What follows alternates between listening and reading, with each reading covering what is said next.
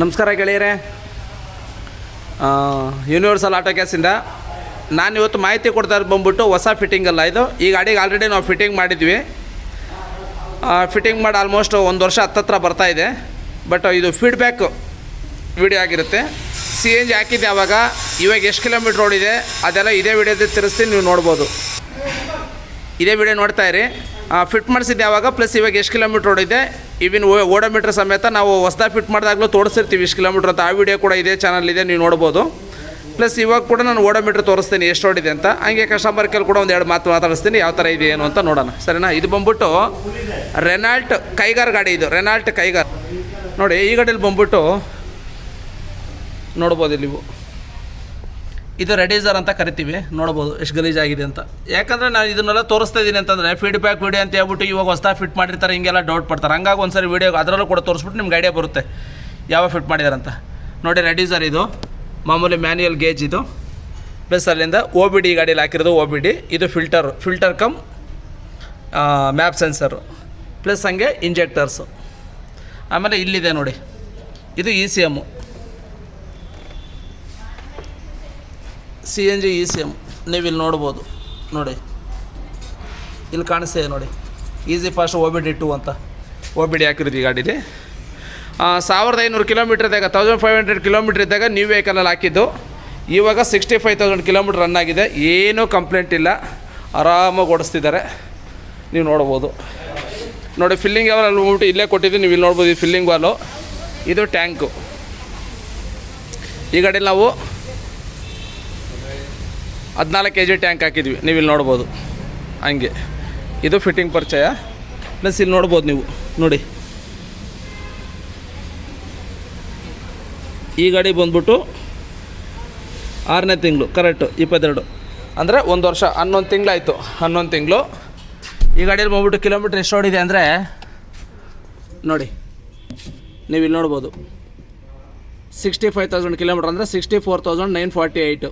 ಇದರಲ್ಲಿ 1,500 kilometre minus ಮಾಡ್ಕೊಳ್ಳಿ, 65,000 kilometre ಕೂಡ ಓಡಿದೆ ಗಾಡಿ. ಇದು CNG ಹಾಕಿದ್ಮೇಲೆ 1,500 ಕಿಲೋಮೀಟ್ರ್ ಇದೆ CNG ಹಾಕ್ಸಿದ್ದು.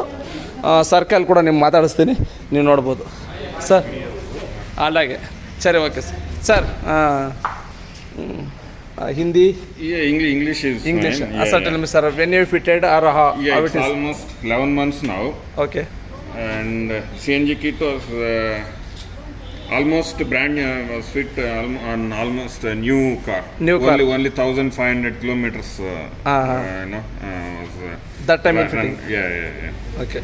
And from that day onwards till now, it's almost 64,000 kilometers. No issue with CNG at all. Just filling and running. That's it. No service, no maintenance, no visiting the workshop, nothing. It's only zero filling maintenance, and running. Filling and running. That's okay. it. Sir, how much total fuel cost you will save, sir, in CNG? I don't know 50% how much or 60%, but I can say it's almost running cost is about 3 rupees 10 paisa per kilometer. CNG. On CNG.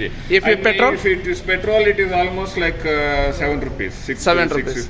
7 rupees. Yeah. 50 to 60% will save. 50% definitely, more than 50%. More than 50% save. 50%. How feel this experience, sir, in Universal Auto Gas, in service, fitting, service is product? very good. Initially, like when I fit in the first week, I had some concerns because in the first week I didn't know how yes. to this thing. Whenever I call, prompt response was there. Very good customer service.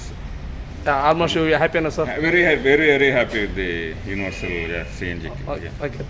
Thank you for feedback, sir. Thank you.